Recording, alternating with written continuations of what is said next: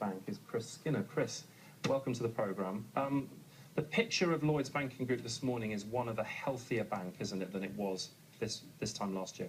Well, the bank's getting back to normality. It's getting over the crisis issues and the merger with HBOS, which actually was the problem that caused them all the losses over the last few years. What is it that means it's making money? A key figure I've seen is their bad loans, their impairments in banking jargon are down 43%. Fewer bad loans, you make more profits. Well, there's lots of conditions that are helping them. One is that they thought they would lose billions on property loans that HBOS made. They haven't lost billions. They've lost a large amount, but not as large as they thought. Mm-hmm. But also, the government's helped with the buy-to-let, the funding for business, and many other things like quantitative easing. So conditions are good for the bank. Another £500 million hit on PPI. Barclays did something similar earlier this week. This story isn't going away, and this cost isn't going away. But is it over the peak? Well, the PPI mis-selling has gone on for several years now, and it's just grown and grown and grown.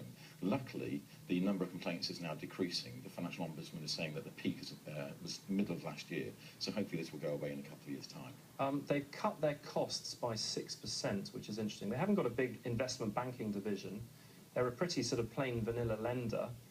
Will that hurt the bank at all? I mean, does it mean fewer advisors? Does it mean fewer people on the phone answering calls from mortgage borrowers, for example? Well, to a large extent, the cost-cutting has come from the merger of the two banks, HBOS and Lloyds. So over the years, they've had a restructuring, laid off quite a lot of staff, but it's where they've had duplication of roles. OK, their capital position is much better than it was. This is a bit complicated, a bit jargony, but essentially it means their financial buffers, their safety cushions, are better than they were 6 months ago.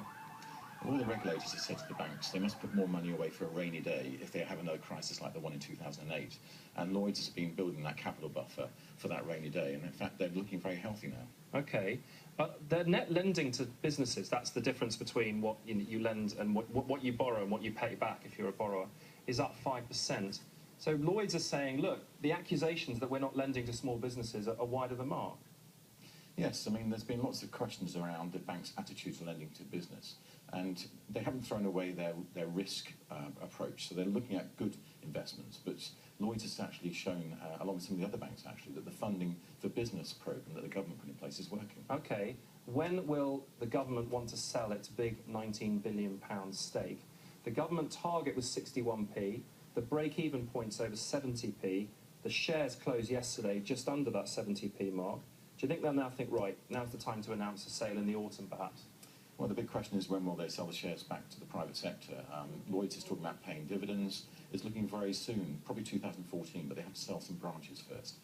Is there the appetite for that, do you think, for a big sale in a bank? Definitely an appetite. I mean, if Lloyds is going to pay dividends and is ready to be back in the private sector, I think the government would like to do that for the next election. Thank you very much, Chris Skinner. Yeah, you ended up on a good point that Lloyds did say that it's going to look to start to pay dividends soon. They haven't done that since 2008. Dom, thank you very much. See you later.